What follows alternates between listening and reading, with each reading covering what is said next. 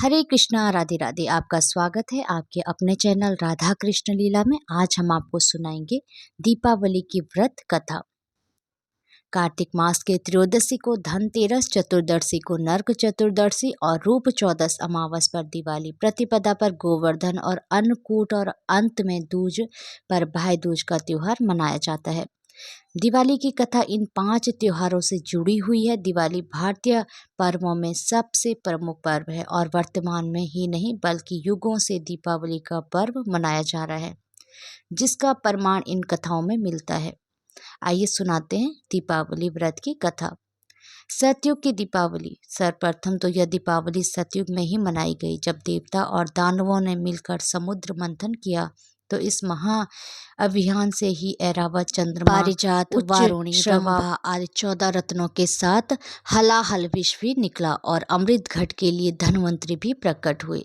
इसी से तो स्वास्थ्य के आदि देव धन्वंतरी की जयंती से दीप उत्सव का महापर्व आरंभ होता है।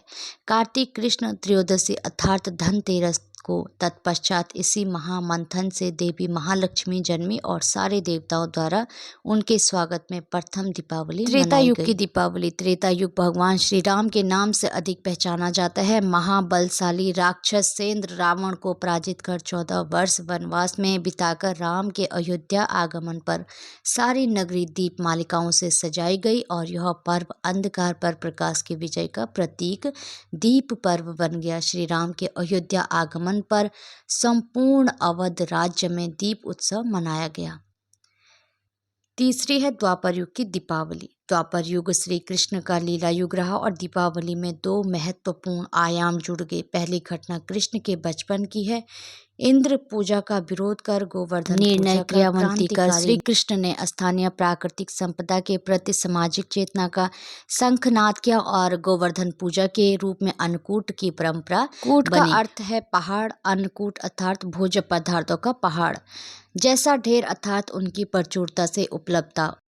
वैसे भी कृष्ण बलराम कृषि के देवता हैं। उनकी चलाई गई अन्नकूट परंपरा आज भी दीपावली उत्सव का अंग है। यह पर्व प्रायः दीपावली के दूसरे दिन प्रतिपदा को मनाया जाता है।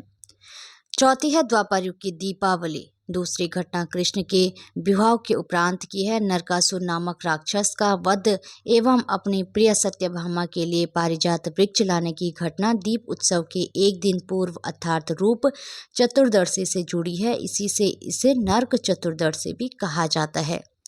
अमावस के तीसरे दिन भाई दूज को इन्हीं श्री कृष्ण ने अपनी बहन द्रौपदी के आमंत्रण पर भोजन कराया, स्वीकार किया और बहन ने भाई से पूछा, क्या बनाऊं, क्या जीमोगे? तो जानते हो, कृष्ण ने मुस्कुराकर कहा, बहन, कल ही अन्नकूट में ढेरों पकवान खा खाकर पेट भारी हो चला है, इसलिए आज तो मैं खाऊंगा केवल खिचड़ी। हाँ, क्यों ना हो, सारे संसार के स्वामी ने यही तो संदेश दिया था कि कहीं अधिक महत्व भाव से होती है। पांचवा है कलयुग की दीपावली। वर्तमान कलयुग दीपावली को स्वामी रामतीर्थ और स्वामी दयानंद के निर्वाण के साथ ही जोड़ता है। भारतीय ज्ञान और मनीषा के दैत्यमान अमर दीपों के रूप में स्मरण कर इनके पूर्व त्रिशलानंद महावीर ने भी तो इसी पर्व को चुना था। अपनी आत्म ज्योति के परम ज्योति से महामलिन के लिए जिनकी दिव्य आभा आज भी संसार को अलौकित किए हैं, प्रेम, अहिंसा और संयम के अद्भुत प्रतिमान के रूप में है।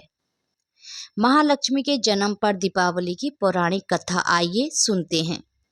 एक बार संत कुमार ने ऋषि मुनियों से कहा, महानुभाव, कार्तिक की अमावस को प्रातः काल स्नान करके भक्ति पूर्वक पितृ तथा देव पूजन करना चाहिए। उस दिन रोगी तथा बालक के अतिरिक्त किसी अन्य व्यक्ति को भोजन नहीं करना चाहिए।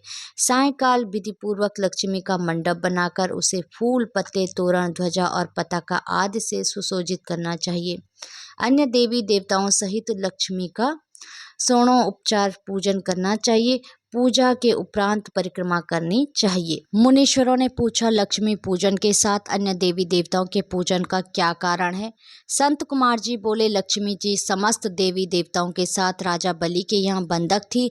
तब आज ही के दिन भगवान विष्णु ने उन सबको कैद से छुड़ाया था। बंधक मुक्त होते ही सब देवता लक्ष्मी जी के साथ जाकर क्षीर सागर में सो गए। इसलिए अब हमें अपने अपने घरों में उनके शयन का ऐसा प्रबंध करना चाहिए कि वे क्षीर सागर की ओर न जाकर स्वच्छ स्थान और कोमल शैया पाकर यहीं विश्राम करें। जो लोग लक्ष्मी जी के स्वागत की तैयारियां उत्साहपूर्वक करते हैं, उनको छोड़कर वे कहीं भी नहीं जाती हैं। रात्रि के समय लक्ष्मी जी का आह्वान और विधि पूर्वक पूजन करके उन्हें विविध प्रकार के मिष्ठान का नैवेद्य अर्पण करना चाहिए। दीपक जलाने चाहिए। दीपकों को सर्वनिष्ठ निर्वित हेतु अपने मस्तक पर घुमाकर चौराहे या शमशान में रखना चाहिए। राजा का कर्तव्य है नगर में ढिंढोरा पिटवाकर दूसरे दिन बालकों को अनेक प्रकार के खेल खेलने की आज्ञा दे। बालक क्या क्या खेल खेल सकते हैं, इसका भी पता करना चाहिए। यदि वे आग जलाकर खेले और उसमें ज्वाला प्रकट न हो तो समझना कि इस वर्ष भयंकर अकाल पड़ेगा। यदि बालक दुख प्रकट करे तो राजा को दुख तथा सुख प्रकट करने पर सुख होगा। यदि वे आपस में लड़े तो राजा युद्ध होने की आशंका होगी। बालकों के रोने से अनावृष्टि की संभावना करनी चाहिए। यदि वे घोड़े बनकर खेले तो मानना चाहिए कि किसी दूसरे राज्य पर विजय होगी। यदि बालक लिंग पकड़कर क्रीड़ा करे तो अभ्य विचार फैलेगा। यदि वे अन्न जल चुराए तो इसका अर्थ होगा कि राज्य में अकाल पड़ेगा। हरे कृष्णा, राधे राधे। भगवान श्री हरि विष्णु और माता लक्ष्मी की कृपा आप सभी भक्तों पर हमेशा बनी रहे।